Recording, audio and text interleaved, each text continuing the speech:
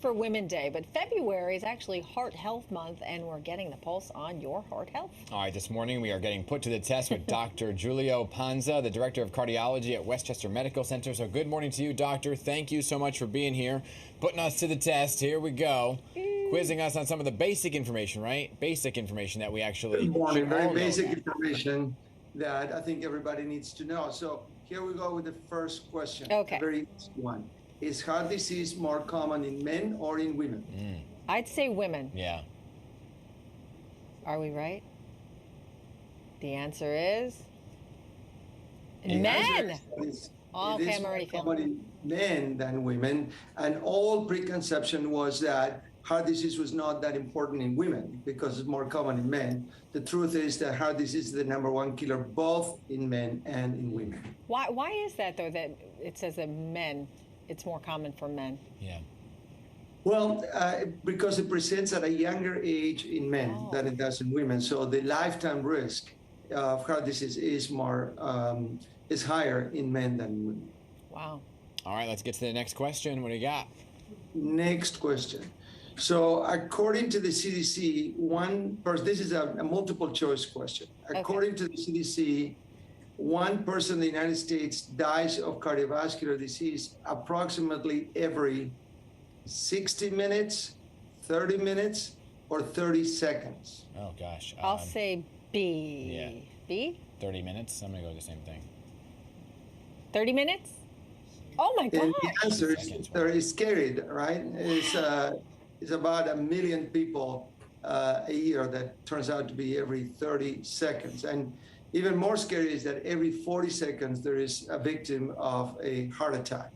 Wow. The good news is that a lot of these can be avoided with proper diet, exercise, and important lifestyle modifications. So hopefully that number will be less. Yeah. I mean, It has come down over the decades, and thanks to the efforts of the scientific community and the medical community. All right. But it still is high. Yeah. So far, we're 0 for 2. We're horrible. What do we got next? Next one, a little bit more difficult, but not so. In what part of the heart is disease most common? The arteries, the valves, or the heart muscle? I'd say A. Yeah. It's got to be arteries, right? Because you got the clogged arteries as a big issue. Great choice. Oh, yes, finally. That is correct. Yay, can we have The truth is that sometimes I compare the heart to a car, and like a car, you can have a problem in the wheels, in the engine, in other parts of the car. But and the same thing with the heart.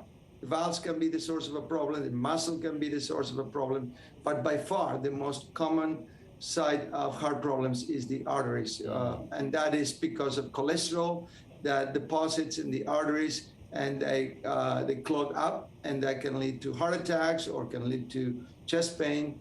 And again, the good news is there's a lot that can be done to prevent this, which is why we here have focused on prevention, particularly over the last few years. And we have imaging that actually can see the disease before there is an overt clinical problem. So it is important to get checked out. Especially if you have a history of heart disease in your family. Sure. Exactly. All right, what's next, Doc? Next one. Which of the following is not considered a significant risk factor for heart disease? High blood pressure, diabetes, alcohol consumption, smoking, or high cholesterol? Is not. Is not. Maybe I'd say C. Alcohol consumption.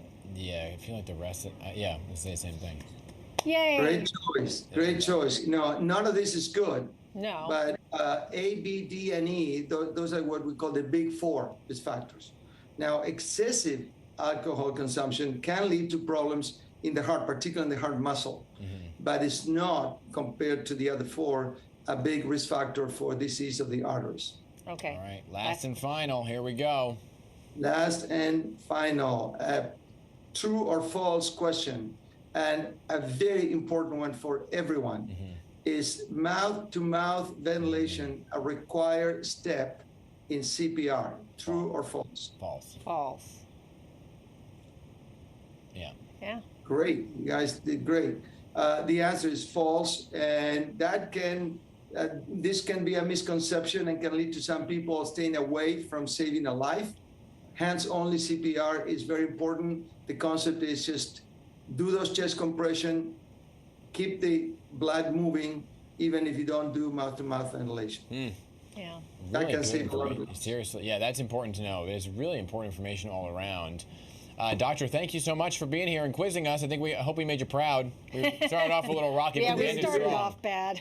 Ended You strong. did very well. Yeah. Thank you very much for having me. No, thanks for coming on. We appreciate it. All right, 9:21 coming up.